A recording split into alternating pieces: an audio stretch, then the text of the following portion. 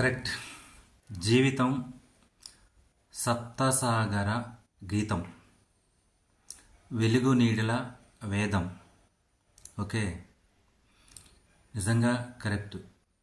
ఆ పాటలో చాలా అర్థం ఉంది. సప్తసాగర గీతం, ఎన్ని సముద్రాలు దాటగలమేమో కానీ జీవితం అనే ఒక సాగరాన్ని దాటాలంటే చాలా పెద్ద కష్టం.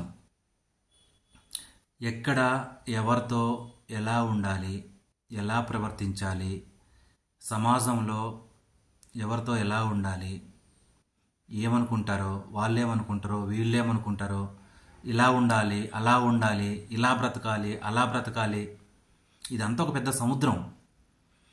ఇదంతా దాటుకొని బయటపడాలంటే అంత ఈజీ కాదు.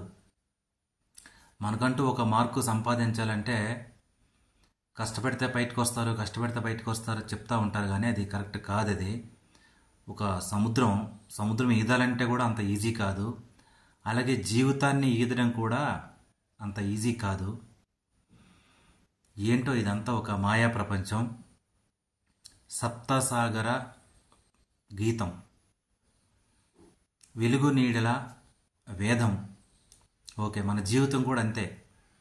కొన్ని రోజులు వెలుగుల మధ్యలో బ్రతుకుతాం, కొన్ని రోజులు చీకటి జీవితాల మధ్య బ్రతుకుతాం. అంటే ఎప్పుడు ఎలా ఉంటామో మనకేమీ తెలియదు. వెలుగు నీడల వేదం నిజమే కదా.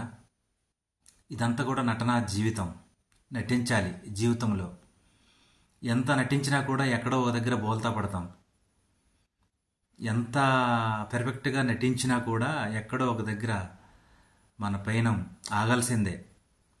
ఎంత కరెక్ట్గా జీవించినా కూడా ఏదో రూపంలో మన మీద ఒక బ్యాడ్ మార్క్ అనేది పడాల్సిందే. అంత ఈదడం అంత ఈజీ కాదు.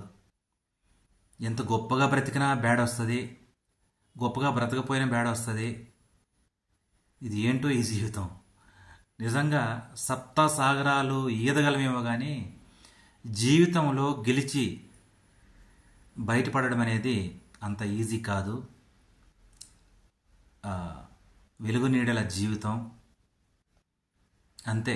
మనం ఏమీ చేయలేం. మన ప్రాణం చిన్నది.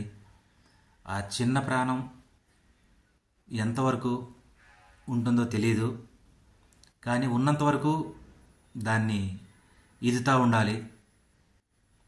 చెప్పలేం. అందరినీ మెప్పించాలి, ఒప్పించాలి అంటే మన జీవితంలో మనం ఏమీ చేయలేం. కాస్త మనకు నచ్చినట్టు మనం బ్రతకాలి, మనకు నచ్చినట్టు మనం ఉండాలి.